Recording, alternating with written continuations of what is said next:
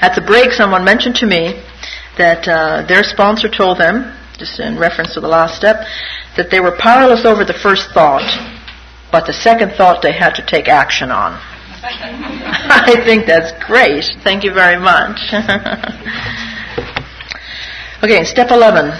The step where we acknowledge the miracles. We talk out loud to whatever it is we believe in. We talk out loud to what we don't believe in. We act as if. I remember saying to Duke in the corner at Huntington, the hole in the ground, Duke, I don't believe in God, and even if there is a God, I don't want to have anything to do with it. This God thing is not for me at all. And he said, well, you know what, Lila? He said, we don't have time to get into all that right now. You're just going to act as if there is one. You're going to have somebody to turn these things over to. And when I got sober, we were turning things over like mad. They would say, I would say, and they would say, turn it over, turn it over, turn it over. And oh God, the willingness of the dying. I'd turn it over willingly. Turn it over, we're all running around. The newcomer would say, smash my car, oh, don't worry about that, just turn it over. And then I would see them running over to find another newcomer with 2 seconds less sobriety than they would. They'd turn it over. And we're all telling each other to turn it over, and we all did. And we all slept better. Because how else do you get any healing if you don't give yourself the gift of sleep? And we went to bed and we turned it over and we turned it over and we turned it over. And you call these sponsors up on the phone and you'd say to them, well, so-and-so, I lost this and I lost my job. And they'd say, turn it over, take a bath, and read the big book. That was it. Turn it over, take a bath, and read the big book. A few days later you call the same guy up and you say, listen, I'm going to commit suicide. And he would say, turn it over, take a bath, and read the big book. And we did it, and I did it, this intelligent being, every single solitary time. The man told me. And I never even stopped to think about the fact that the big deals, who catches it? All these things you turn over. Where do these pancakes of turning over go? They just float around up there? What happens? Why does it feel so good every time you turn something over? And so I began to act as if. He said, if you don't have a God, use mine. I said, well, what is your God? He said, too big, too vast, too hard to describe, just use it.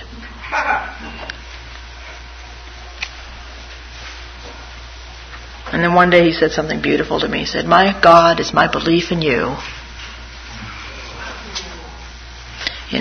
Look at the sign on the wall. But for the grace of God, there go I. You can look at that in two ways. All the people that don't make it, do we learn more from them or perhaps from us that stay? I'm not sure. But also, but for the grace of God, there go I like Duke and all those other people. So there's so many people, so much sharing, so much belief. It's really not possible in Alcoholics Anonymous to not feel something. If you don't have a God, believe in the hope. If you don't have a God, how the hell did you get here today? If you don't have a God, what happened? How did you end up in a chair on a Sunday afternoon in Tulsa, Oklahoma, talking about God? Something strange about that. Why are you really here? You hope I'm telling you the truth. I am. People told me, they told me the truth. So we have to, I believe that the 11th step is the beginning of the conscious practice of accepting miracles in your life, beginning to acknowledge them, know that they're there, expecting them, expect a miracle. I remember one time saying to someone, oh my God, Jesus is a terrible thing, and actually it was an audit, and Jesus is like awful, and I'm in deep trouble. It was an innocent mistake on my part. It was many years ago, and I invested in this gold thing. Everybody was doing these gold things. Jesus, we all fell for it. Everybody in AA. That's all it takes in AA is one person saying, "Got this gold thing." Whole group goes out, right? But not out drinking, just out on the limb with the. So I had this gold thing, and it's the big tax shelter, and it's supposed to do all those sort of things. So a few years later, of course, not only did this gold thing not do anything that it was supposed to do, the people on the particular gold mine thing that I was involved in, well, they got arrested and put in prison. Some people just fell off the stock exchange. Our guys got, put away. It was really bad. And of course, when the audit came, I said, geez, this is really bad because they're in prison. And this person said to me, oh, expect a miracle. Oh, sure. And I forgot about it and went on about my life. And Ed, the guy that went to handle the audits and everything, called me and he said, now don't worry about this audit, but we're not doing it right now. We're going to delay it, and I'm busy, and I got to go out of town. The guy's going on vacation, and I know how to handle all these things. So, it got delayed, and I thought, oh, great. Now I have to have this stress for like another 6 months or something. So I turned it over, and I kind of forgot about it. And many, many months went by, and I got a call from Ed, and he said, it's over. I said, okay. How much? He said, no, it's over. I said, they arrested the guy. He's in Terminal Island or something. He said, Lila, it fell through the cracks. The guy was going on vacation. You're cleared. Now, I remembered the expected miracle thing, and I thought, this could be good. I could use this in my life. And that was a big miracle, and I needed a big example. And any time, this is going to sound so trite, but any time that I doubt something, I now ask for a big example, and I get it. So if you doubt the presence of God, then I challenge you to have the courage by yourself alone tonight to take a piece of paper, put the date on it so you'll never forget it. April whatever it is, 5th, 1998. Dear whoever you are, where are you? Where can I find you? What do I have to do? Reveal yourself to me. Will you reveal yourself to me? Make it 4 questions, 5 questions, many questions you want. Who are you? Where are you? How do I find you? Will you reveal yourself to me? Thank you. I need and love you, whatever your name is. Throw it away. Go to sleep and expect a miracle. I guarantee you, without a question, that your entire life will change.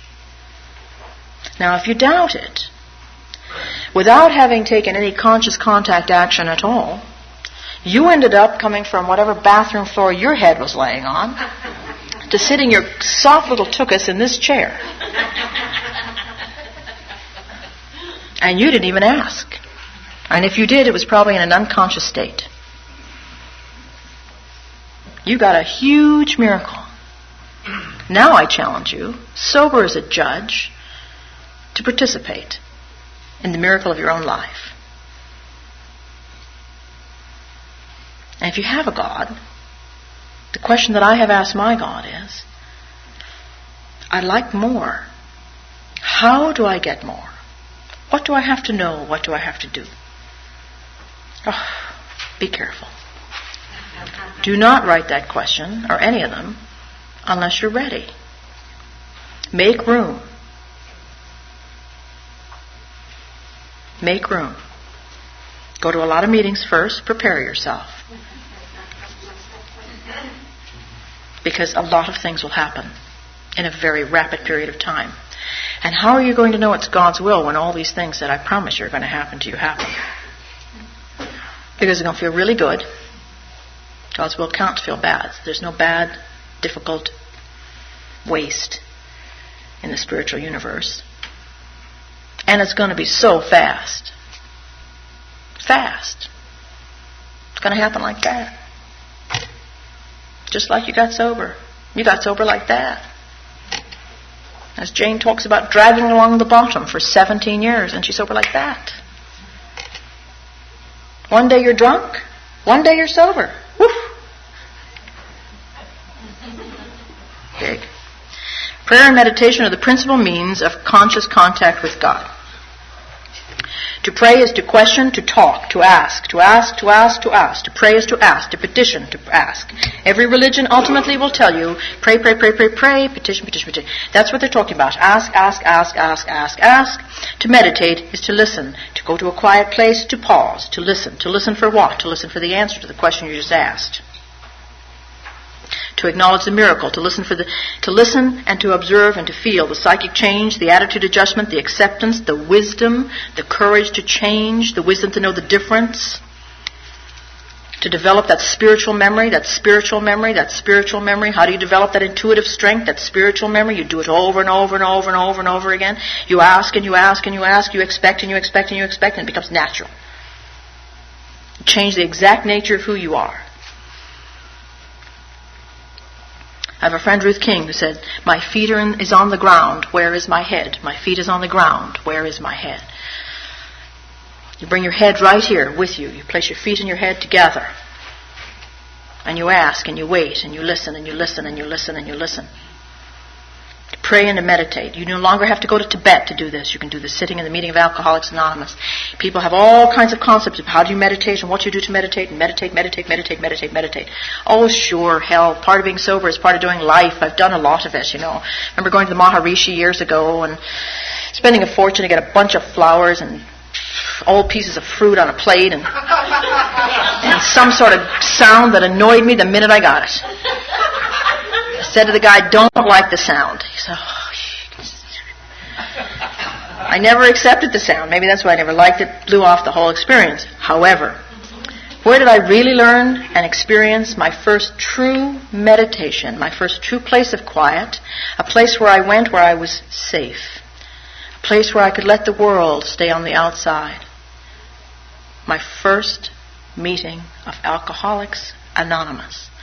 And every meeting thereafter that I have ever attended, anywhere in the world, for 1.5 hours or an hour, depending on the time, I am in the habit of walking into a meeting of Alcoholics Anonymous, and a state of meditation overcomes me, and I am quiet, and I am safe for 1.5 hours. Now, that doesn't sound like, sitting in front of the candle and levitating. But it has certainly prepared me to be quiet. And the only time that I don't benefit from that is when I'm busily judging somebody. The real meditation that is required in life is when the guy cuts you off, as we discussed yesterday, and you choose not to react. You have to come to immediate place of meditation in order to not react. And the process is exactly the same. How do you meditate? 1, I am powerless over whatever. 2, I ask for the power. 3, I make a decision to access it. 4, I say, what is in the way? What is on my mind? 5, is there anything that is so not clear on my mind that I need to talk to somebody about it? How do I stop that and accept exactly where I am? Because is not the essence of everything you ever hear about meditation, let the thoughts come, let the thoughts go. What are you doing when you're letting them go? You're turning them over, you're accepting them. Sit there and you accept, and pretty soon what happens? Why you read a stage of bliss. What happens in the steps? You turn that stuff over, you accept it in the 6th step, and automatically you humbly ask. And as soon as you humbly ask, you're overcome with this feeling of not being alone, of being part of something, of being connected with all there is, connected to all of each other. Is that not the essence of meditation? And then in your mind comes all the little aggravating people that you can't seem to get out of your mind. 8 and 9. I don't know anyone that's truly meditated that after they calm down and get in that state of meditation has not had the amends steps of some way go through their mind with all these little people. And then you let them go out of your mind. And then you achieve the step 10 and you're calm again and you're in the pause step. And then you believe then you come to 11 and you have this conscious contact with something. And you feel, oh my God, I'm really peaceful again. And then you reach a level of peace where you have a sense of a spiritual awakening. Now, that's every meditation class, group, or whatever I have been to have put me through that process, all different kinds of names for it. But that's what they've done to me. Put yourself at peace. Let go of all that there is out there. Become powerless over whatever it is that's on your mind, because you are anyway. Let it go for the moment. Is that not the first step? Now believe that you are going to fill yourself up with whatever, air, breath, with this power, a new source of power. Is that not the second step? Make a decision to access that power. Fold your little arms, get in the lotus position, light your candles, take a bath, do whatever you want to do, go to Tibet. What comes to mind that troubles you so that you must let go, turn over?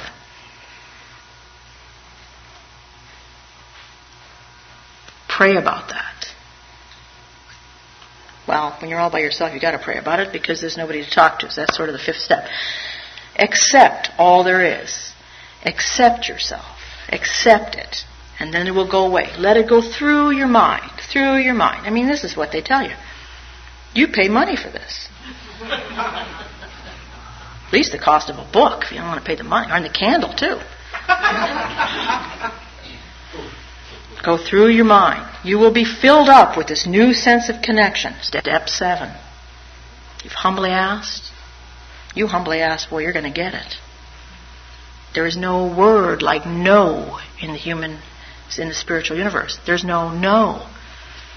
There's yes, maybe, and I have something better in store for you. But there's no.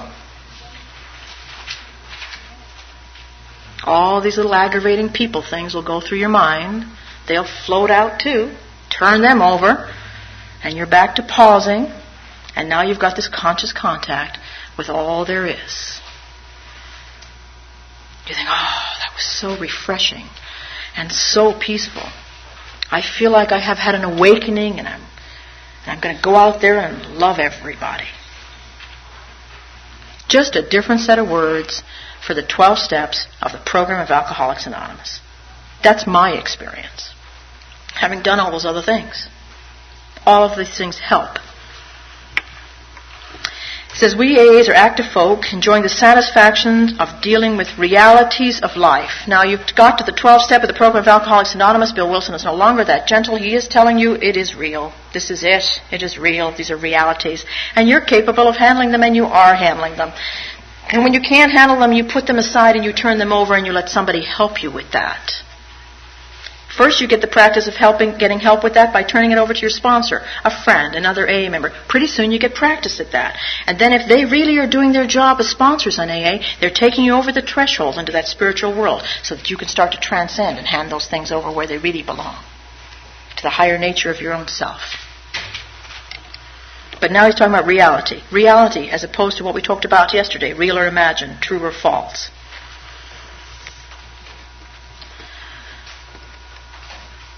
It says, surely there could be no justice in the scheme of things, and therefore no God at all. And those are for people who are right and wrong, good and bad. If you still think that if you're really a good AA member, you put up all the chairs, you show up at all the meetings, you pour all the coffee, that you're going to get a reward, you're in for a grave disappointment.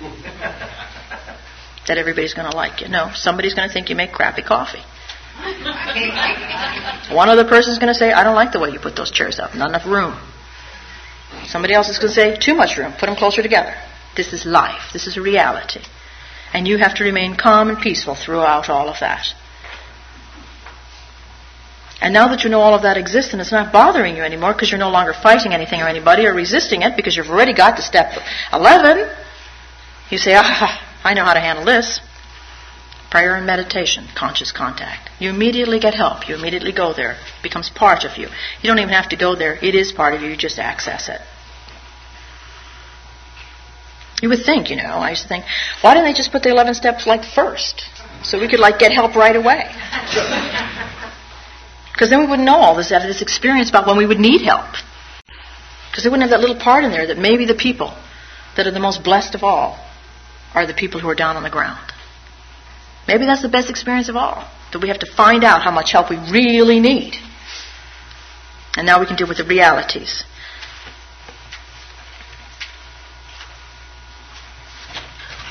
And then, of course, we finally did experiment, and when unexpected results followed, we felt different. Feeling different is a spiritual experience. In fact, we knew different. Maybe feeling different is a spiritual awakening, and knowing something different is an experience. It's an experience.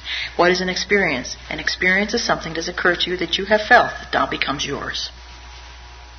You cannot share something that is not yours. It is a lie. It is dishonest. Did it for years on AA. Didn't know.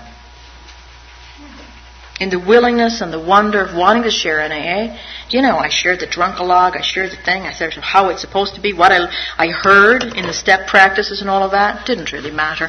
It's just prepared now. Now I only share my experience. If I don't have the experience, don't share it. I haven't felt it. It's not going to come out of my mouth.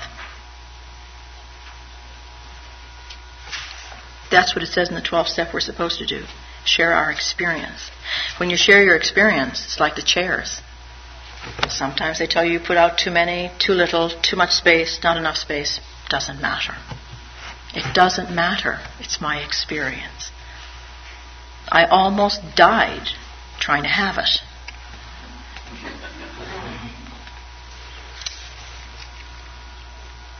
And when we turn away from meditation and prayer, we likewise deprive our minds, our emotions, and our intuition, the sixth sense, the spiritual base, the spiritual memory, our intuition, of vitally needed support.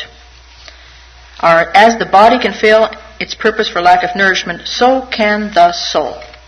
Now, I would not have remained sober if it were not for my thorough understanding in the last few years of my soul. Because I don't believe that I would have become hopelessly desperate enough to have stayed on Alcoholics Anonymous if I did not realize that I was losing the essence of my soul. That it was my soul that was in pain. That it was my soul that was desperately lonely when I came here. That it was my soul that I was trying to kill, that I knew I couldn't kill, that it was going to be lonely for lifetimes. That it was my soul, that it was the essence of who I am, and that is why I've stayed on AA, and that's what the hope is. The hope is there's more. The hope is that soul feels something. You see, I neglected my body for years. I was a workaholic. I drove myself, almost killed myself. I stayed alive because I believed every time I went to a meeting in the soul thing. And now, in the last few years, I have come to understand that in order to feel and protect my soul, why I have to give myself a good night's sleep. I have to protect my body and my mind and my emotions. That it's all wrapped up in this umbrella under which I live called my soul. And that's my responsibility. That God communicates right through that soul. I mean, if there really was one, that's where it's coming from. That's where the internal great reality is, right there in that soul. That's what connects my soul to your soul to our soul, and the rest is just an envelope we're just packaged in. And in the envelope, we added all these things we perceived as we grew up. And then my soul one day said, hey, open up that envelope. You got a lot of old ideas in there. Now, pay attention to me and not your fears. And we'll refill that envelope up with new stuff. First thing that was put in my envelope was the hope I heard from other people at other podiums sharing in meetings of Alcoholics Anonymous, because I didn't have my own. So I took their hope and I put it in my little envelope. And then one day I ran into a newcomer, and I reached into the envelope and I gave them that hope I borrowed from that person, and it became my experience, because I felt what it was like. And now, whenever I run into somebody that I see, that I have shared the sandbox of AA with, my God in heaven, why does it feel so good when you run into each other? Why? Creeps that wouldn't even say hi to each other when we're drinking. Now we see each other in the coffee shop. Wow, it's really good to see the person. Don't know their last name. Don't know what they do. Don't know anything about them. Nothing. Great to see another AA member. We stop each other on the street. I see a guy minding his own business on Main Street, right there at the ocean where we live, and he's reading the 12 and 12, third step. I'm with a complete other person, nothing to do with AA whatsoever. Normally, you would never say anything to a stranger reading their own book. Oh, no. I say to the guy, great step, right? Yeah, he says, great step. I felt instantly better. I knew he felt instantly better. The guy's beaming. We're waving at each other for a half a block. Doris says to me, do you know the guy? I said, never saw him before in my life. How do you explain that to somebody? We just know each other from a whole... I kind of... Never mind. I said, never mind. Never mind. It changed my whole attitude. The connection of that soul. So when they say in here that if we turn away from meditation prayer, we likewise deprive our minds, our emotions, and our intuitions of vitally needed support. As the body can fail its purpose for lack of nourishment, so can the soul. When I was 18 years sober in a dark place and I called Chris on the phone, did she tell me anything that, wise and wonderful and what books to read? No. She said, honey, I know where you're at. Been there. Jesus, thank God we got this spiritual thing or we would die. Oh, honey, I know how you feel. It's okay. You're not alone. It's big, Lila. You're going to be okay. You just haven't got the conscious contact right now. But that's okay. I know you're going to have it. It'll be all right. This is how we get it, by not having it. By some period of time in our sobriety saying, I do not have it. I'm sober, I'm going to meetings, it's all going fine. What is wrong with me? The greatest spiritual place in your life. She said to me, this is the greatest spiritual place of your life. This is the best place you've ever been in your whole life.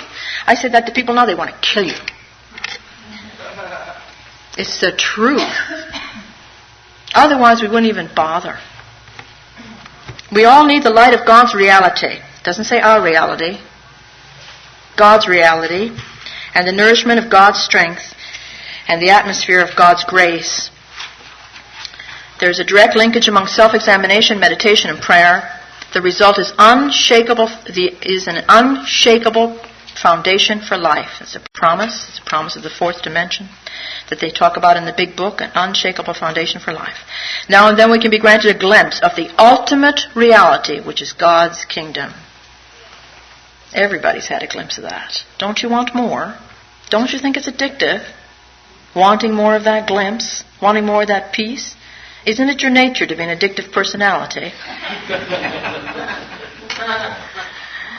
And we will be comforted and assured that our own destiny in that realm will be secure for as long as we try, however faultingly, to find and to do the will of our Creator. The great search for every alcoholic. Carl Jung, alcoholics are people in search of God. What a beautiful promise. We will be comforted and assured that our own destiny in that realm will be secure for so long as we try, however faultingly, to find and to do the will of our Creator. And as we have seen, self-searching, 4 and 5, is the means by which we bring new vision, action, and grace to bear upon the dark and negative sides of our nature. It is a step in the development of that kind of humility that makes it possible for us to receive. We talked about that yesterday. God's help. Yet it is only a step. We will want to go further. It is the nature of who we are to go further. The humility is to ask the question. Every time you ask a question of God, it is a humbling and magnificent experience. Every time I ask those dear God questions, even if it's on the side of a newspaper on the airport or in a magazine with those little initials so that nobody else can read it, DGS, da-da-da-da-da, I just feel for that moment like I'm under the light directly. I can feel it going in and through and around me. I'm becoming addicted to that feeling. But first of all, we shall want sunlight. Nothing much can grow in the dark. Meditation is our step into the sun. How then shall we meditate? We talked earlier about not casting a shadow on your own light. I told you how I meditate. I told you how I learned. I learned to meditate by staying still and listening in a meeting of Alcoholics Anonymous. That was the beginning. Beginning to listen to you, I was able to listen to myself, and now I can listen to all there is. Doesn't have words. But what about the rest of us, less fortunate, don't even know how to begin? And how to begin what? The spiritual conscious connection. And they give you lots of examples of these people, and lots of it. And then they tell you about this man who was not a member of Alcoholics Anonymous. Maybe he was, we don't really know. but apparently it doesn't say he was. The guy was a saint, St. Francis, I believe. Oh no, St. Francis of Assisi, yes. And they talk about how this guy, like us, now he wasn't an alcoholic, but he's a guy like us. Just because we're alcoholics doesn't mean we're the only ones blessed with these emotional, traumatic collision of instincts. And he went through the emotional ringer. We talked about emotional hangovers, emotional ringer. And he came out of the other side of that painful experience. This prayer was his expression of what he could then see, feel, and wish to become. The wish to become is the spiritual side of your nature. You wish for a perception change or you wouldn't be here today. You've already got enough humility to have come. Lord, make me a channel of thy peace. Step 12. Every time you share in a meeting. Every time you talk to another member of Alcoholics Anonymous. Every time you pick up the phone. That where there is hatred, I may bring love. And every time you empty yourself out, when you make that amend in step 8. That where there is wrong, I may bring the spirit of forgiveness. The spirit of forgiveness we talked about in step 9. That where there is discord, I may bring harmony. When you pause, it is harmonious. That where there is error, I may bring truth. Step 4 is where you find your own truth. That where there is doubt, I may bring faith. Step 3 is the decision. That where there is despair, I may bring hope. Step 2, come to believe, is the hope.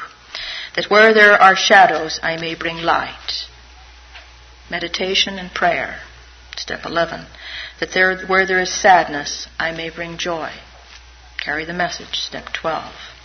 Lord, that I may seek rather to comfort. Step 12, than to be comforted. And to understand than to be understood. Step 8. To love and then to be loved. Step 6 and 7. To love myself and then to be loved by my God. For it is by self-forgetting that one finds, it is by forgiving that one is forgiven. To forgive means not to judge. It is by dying that one awakens to eternal life. In other words, in simple English, it is by letting those old ideas die and the introduction of new ideas that you find eternal life. Make room for the answer. Powerful, major promises. It will help if we can drop all resistance. In the big book they call it prejudice. For in meditation, debate has no place. We rest quietly with the thought of someone who knows so that we may experience and learn. That someone can be someone speaking at a meeting. It can be a guide. It can be your spiritual advisor. It can be a sponsor. It can be a person you talk to. It can be an angel. It can be God pretending God is sitting in the car beside you. Start talking to somebody, somewhere, somehow, and get in the practice of it, so that when you are alone and by yourself, you will be able to develop this constant conversation with all there is. Get ready to talk to each other, so that you can practice with each other to talk to the people that are not in front of you, that you cannot see. It's all about practice. Let us become willing to partake and be strengthened and lifted by the sheer spiritual power, beauty, and love of which these magnificent words are the carriers. Perhaps our trouble was not that we used our imagination. Perhaps the real trouble was that our almost total inability to point imagination toward the right objectives. There's nothing the matter with constructive imagination. All sound achievement rests upon it. Dream. Who are you? Where are you going? Who do you want to be? That's constructive imagination. It's a experience of humility to want to accept where you are and go somewhere else. To ask to go is humility. Take me there. This is who I am. This is what I'd like to be. In the image of God. I mean, every religion has its own way of saying it. I mean, constructive imagination, a feeling of peace. How does it feel to be peaceful? If you can't imagine that, how are you going to know what happened to you? After all, no man can build him a house until he first envisions a plan for it. Well, meditation is like that too. It helps us to envision our spiritual objective before we try to move toward it. Sometimes for me, it's nothing more than I just need peace, just need to be quiet. I sit down and write a Dear God letter and all the stuff that's on my mind about what I can't do. It's always really pretty current. In fact, it's only current. You know, a lot of the time I just put my head down and I know by looking down that I'm terrified my sister will die.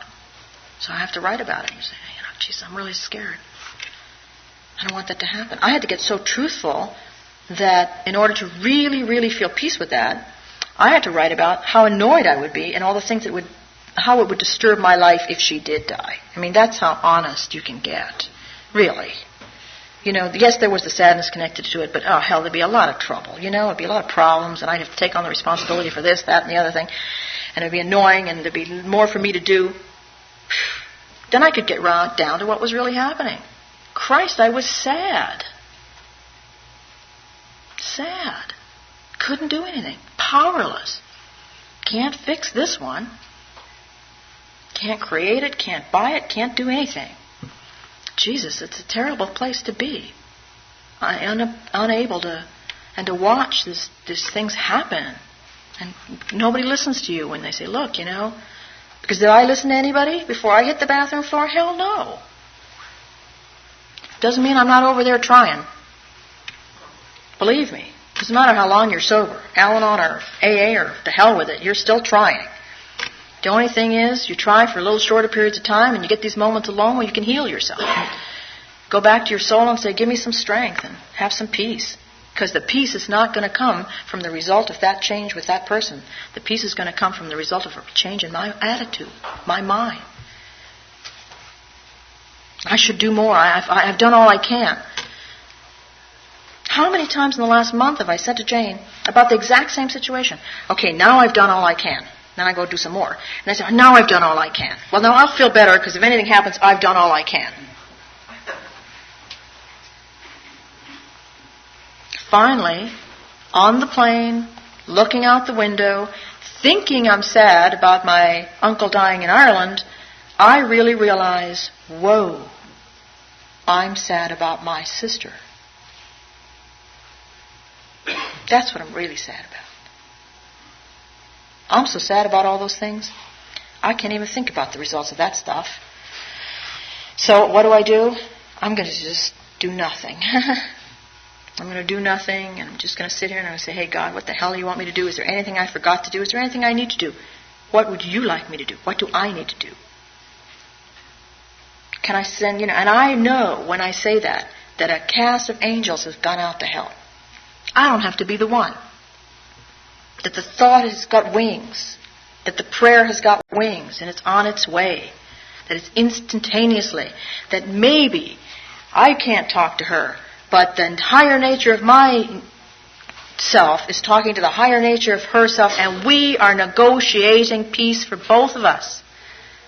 They will take care of both of us. This God consciousness that I have and that she has, we are talking about it. We're working it out. We're negotiating it. I'm all fucked up, but they're not. She can't talk to me. We can't talk to each other, but the better nature of who we are, that's happening. And all I have to do is make room for it to happen and give it more room and give it more space. And how I do that is by getting out of the way and sitting there and having this prayer and meditation work in my life and using that 11th step. And having conscious contact by saying, help me, help me, help me. Huge. Immediate. Today. It says that the word constructive in the dictionary said serving to advance a good purpose and helpful.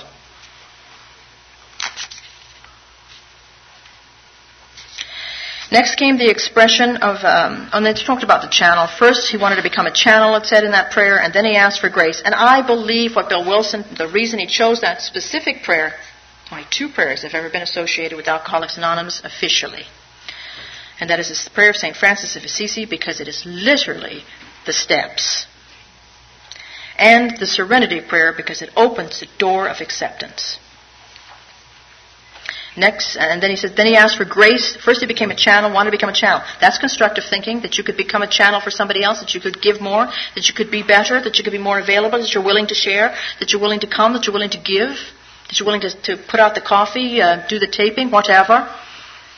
And then he asked for grace. Grace. Another dictionary says, a disposition to be helpful or generous, seemingly effortless. Beauty or charm of movement, form, or proportion.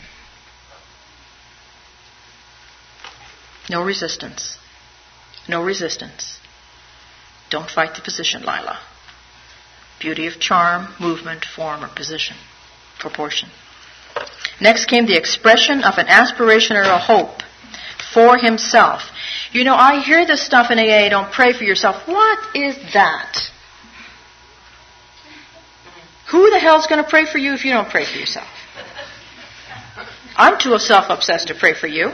I'm not going to do it. I'm praying for my sister because it's going to hurt me. Next came the expression of an aspiration and a hope for himself. A prayer for yourself is the greatest constructive, imaginative thought you can have. He hoped, God willing, that he might be able to find some of these treasures too. This he would try to do by what he called self-forgetting. Attitude of gratitude, saying thank you, will help you to self-forget immediately. He thought it would be better to give comfort than to receive it, better to understand than to be understood, and better to forgive than to be forgiven. This could be a fragment of what is called meditation. Perhaps our very first attempt at a mood, a flyer into the realm of the Spirit. Beautiful. Realm of the Spirit in the 12 and 12. Fourth dimension in the big book. It ought to be followed by a good look at where we stand now. Didn't say yesterday. It said now. Now is today. And a further look at what might happen in our lives, and a further look at what might happen in our lives were we able to move closer to the ideal we have been trying to glimpse. He's literally telling you now, if you want this meditation, this is how you can have it. Where are you today? Well, you know now, 4-5 will tell you that. And where would you like to go? Accept yourself and go where God would like you to go. Humbly ask. Meditation is something which can always be further developed. It has no boundaries, either by width or height. In the big book, they call it the fourth dimension. That's literally the fourth dimension, something that has no boundaries, no width, no height. Everything correlates. Aided by such instruction and example as we find, it is essentially an individual venture. This is not a we. This is not a group.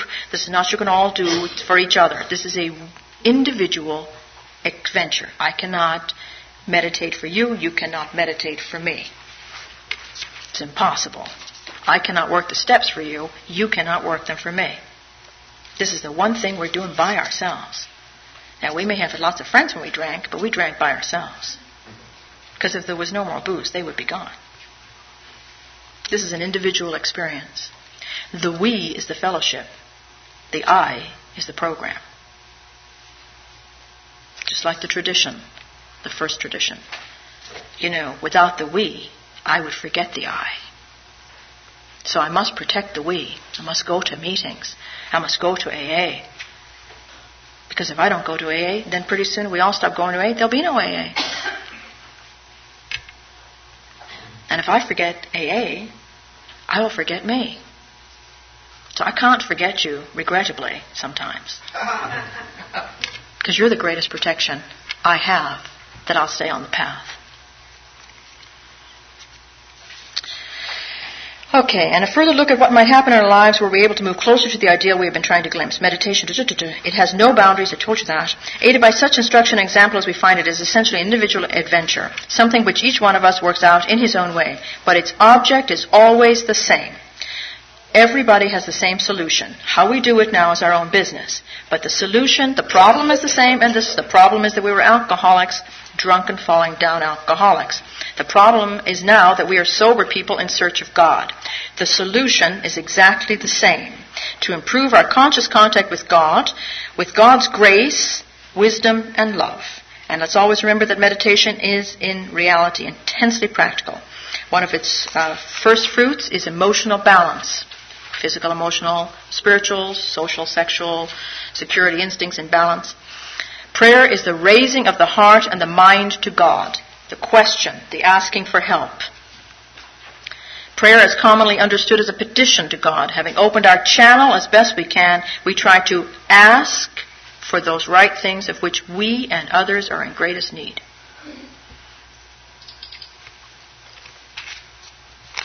As the day goes on, we can pause and say, "Thy will, not mine, be done." Turn it over to God and ask the power to carry that out. I'm really good at turning it over. I completely forget about the power to carry it out part. I have it back within seconds.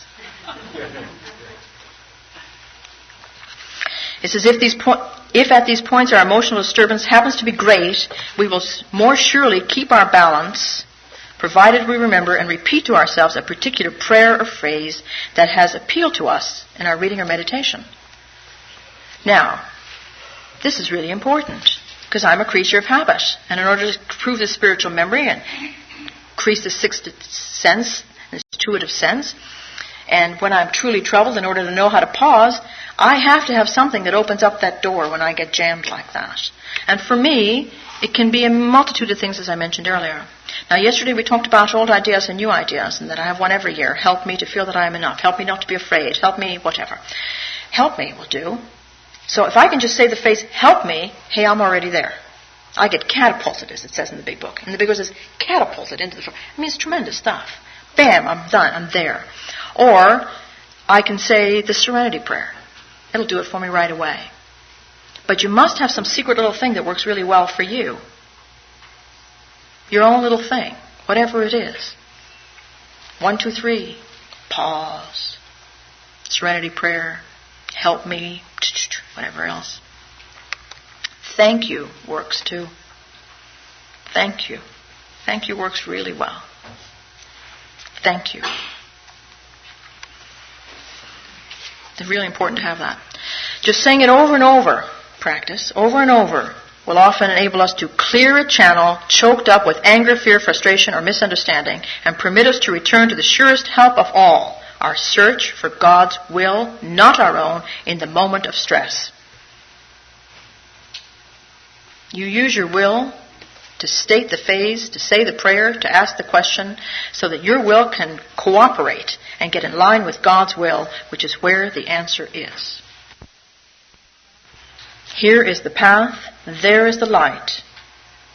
Why have I cast a shadow on that light? It is me that must move the shadow. I must change. The light is permanent, forever, never changes. I cast the shadow. I must step aside. At these critical moments, if we remind ourselves that it's better to be comforted to be comforted, to understand to be understood, to be loved to be loved, it is at those moments too, the minute you say thank you, that you're willing to reach out. The minute you say the Serenity Prayer, you know there's nothing else you can do. By doing nothing, you are giving someone the greatest single gift of their life.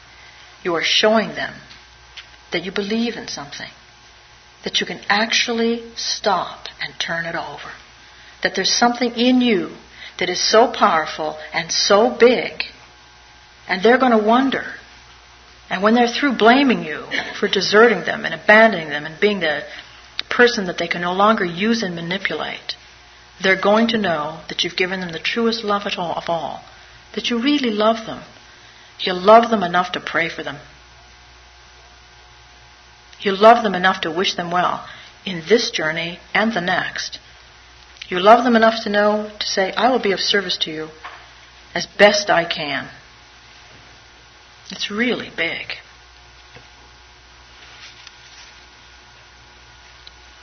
I think we talked earlier about Carl Jung, where it's more appropriate probably here, when he said it's to watch is not to love. I mean, to love is not to watch. And then, why can't we take a specific and troubling dilemma straight to God and in prayer secure from Him a sure and definite answer to our requests? Well, you ultimately will get a sure and definite answer. It just won't be one that you'll understand as sure and definite in your language. Because all we can do, if we think we have a sure and definite answer from God, and this is it, I can assure you it probably isn't. Because I have yet, in my experience, to get an answer from God It didn't take quite a while before I understood what the answer was. A series of events, a series of unusual and wonderful events that came in little miracles, running into the right person at the right time, at the right place, reading the right thing, feeling the right thing, being in the right moment, making that phone call. My mother called her brother in Ireland the day before he died. Long talk with him. Hadn't talked to him in months. She's in California. He's in Dunmore, County Galway. She called him the day before he died. Why? Well, she just had this feeling. She called him. Big, long talk. Died that evening. He was fine on the phone. Felt great. He's blessed. So is she. She made the call.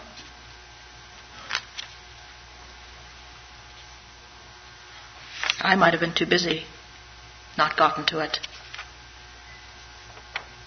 Who's more spiritual? And they talk about unconscious rationalizations. Well, we all know what those are. Those are our own things.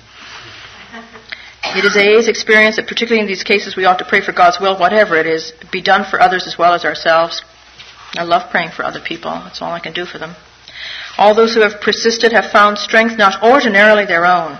They have found wisdom beyond their usual capability, and they have increasingly found a peace of mind which can stand firm in the face of difficult circumstances. It's a description of humility.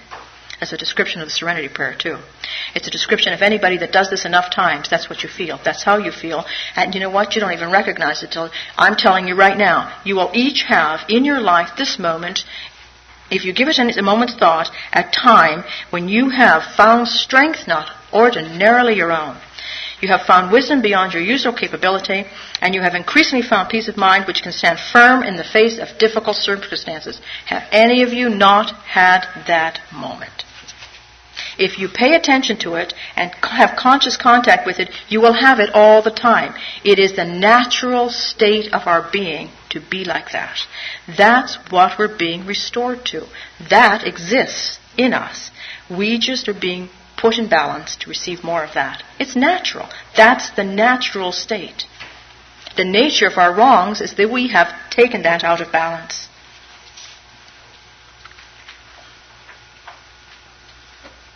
And it tells you for the people that have a hard time about trying to improve your conscious contact with God, and that we only pray under the greatest exertion of will. Perhaps one of the greatest rewards of meditation and prayer is the sense of belonging that comes over us. We all say the Lord's Prayer. I say it silently. I say actually the Serenity Prayer because I just do. And I just started to do that. But I hear the hum of that prayer. And at that moment, I feel a belonging in the room.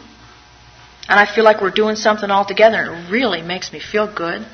I mean, it makes me feel so good that I can think of 1,000 times in my sobriety where I've been, rushing like mad, maybe in New York City or wherever I was, and jumping out of the car and looking at the watch and, I just had enough time to just jump down the street to the mustard seed there, that little place, and get the Serenity Prayer, the Lord's Prayer. I got there in time for the prayer. I missed the meeting, but I got there for the prayer. And I felt great. And then I'd walk back to the hotel and I would feel terrific. I got there for the prayer. I killed myself to get there for the prayer. I don't even say the bloody Lord's Prayer. I got there to feel that. We no longer live in a completely hostile world. We are no longer lost and frightened and purposeless. Promises all over the place. The moment we catch even a glimpse of God's will, the moment we begin to see the truth, justice, and love, the moment we begin to see truth, justice, and love as the real and eternal things in life, we are no longer deeply disturbed by the seemingly evidence to the contrary that surrounds us in purely human affairs. Isn't that beautiful? We know that God lovingly watches over us. Don't forget in the definition of grace, it says to be protected. We know that when we turn to God, all will be well with us here and hereafter. Hereafter. You're taking care of this soul that you are probably going to have 1,000,000 times. You don't think you know yourself? That soul's been hanging with you. You know yourself really well. We're all old souls in AA. There are no new souls in Alcoholics Anonymous. You have to be an old soul to be dragging yourself through the shit that we dragged ourselves through, believe me.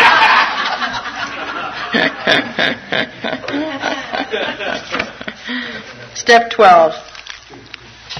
Having had a spiritual awakening as a result of these steps, we try to carry this message to alcoholics and to practice these principles in our affairs. You know, the original 12-step, when it was written originally, before Bill changed it and revised it ever so slightly, said, having had a spiritual awakening as the result of this course of action, we try to carry this message to others, especially alcoholics, and to practice these principles in all affairs. Isn't that interesting?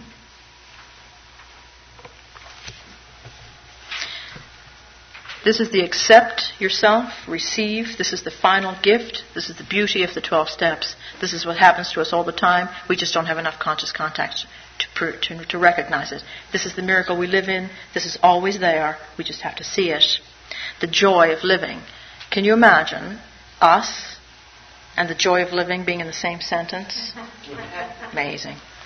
Here we experience the kind of giving that asks no rewards. Here we begin to practice all 12 steps of the program in our daily lives. It doesn't say do them once, do them every few months with your thing. Do it when you think you have a problem. It says all 12 steps of the program in our daily lives so that we can, and those about us, find emotional sobriety. You're on the 12th step now. It's the last leg of the journey. You're way, way, way ahead of a drink. The defense against the drink is the 12 steps. The cushion, this insurance policy, is the enlargement of your spiritual life. Your emotional sobriety will determine whether or not you'll stay sober. Your emotional sobriety will determine whether or not you'll have peace.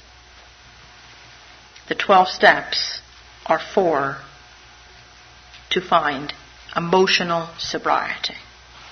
Our 12th step also says that as a result of practicing all the steps, we have found something called a spiritual awakening. Spiritual awakening, where the man has now become able to feel, do, and believe that which he could not do before on his unaided strength and resources alone. He has been granted a gift which amounts to a new state of consciousness and being. He has been set on a path which tells him he is going somewhere. Don't you love that you're going somewhere? Don't you particularly love you don't have a clue where it is?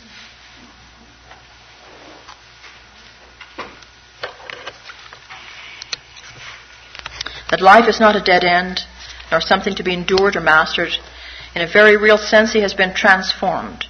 Before, because he has laid hold of a source of strength, which in one way or another he has hitherto denied himself. He finds himself in possession of a degree of honesty, tolerance, unselfishness, peace of mind, and love of which he has thought himself quite incapable. What he has received is a free gift, and yet usually, at least in some small part, he has made himself ready to receive it. Don't forget the 6th step, where it says, cooperate with God. Proper use of the will is to cooperate with God. AA's manner of making ready to receive this gift lies in the practice of the 12 steps in our program. Couldn't be more clear. So let's consider briefly what we have been trying to do up to this point. Step 1, the amazing paradox of powerlessness. Step 2, seek a higher power. Step 3, turn your will and your lives over to the care of God as you understand that God. And also it says, for the time being, discover your own group. AA as a whole will do. Don't forget, however, that their job is to take you across the threshold into a spiritual life. Don't get stuck there. Step 4, we have commenced to search out things in ourselves which brought us to physical, moral, and spiritual bankruptcy. Those were the social, sexual, and security instincts that went out of collision. Step 5, we knew we would have to quit the daily business of living alone with our conflicts. Step 6, many of us balked because we did not wish to have all of our character defects removed, yet we knew we had to make a settlement with the fundamental principle of Step 6. The fundamental principle of Step 6 is cooperation with God. The fundamental principle of cooperation with God is you must accept yourself as you are today. God does not want any perfect people. Competition. Why put you here? Why have the experience? Why go through it? You are loved for the search, for the falling down and the getting up, and for the imperfection, and for trying to achieve a perfect ideal. Humility is reaching for a perfect ideal and knowing it. So in step 6 it says, we ought to nevertheless quit our stubborn, rebellious hanging on to these character defects, contrary actions, stop them, turn them over. Step 7, humbly ask God to remove our shortcomings under the conditions of the day we asked. Really important. The day we asked. Today. Today, I may have a whole bunch of things that I need help with that were completely different than yesterday, and I don't even have a clue about tomorrow. In step 8, continue to our house cleaning. We began to make our peace. Step 9, direct amends to those concerned except when it would injure them or other people. Step 10, we had begun to get a basis for daily living. Continue to take personal inventory. Step 11,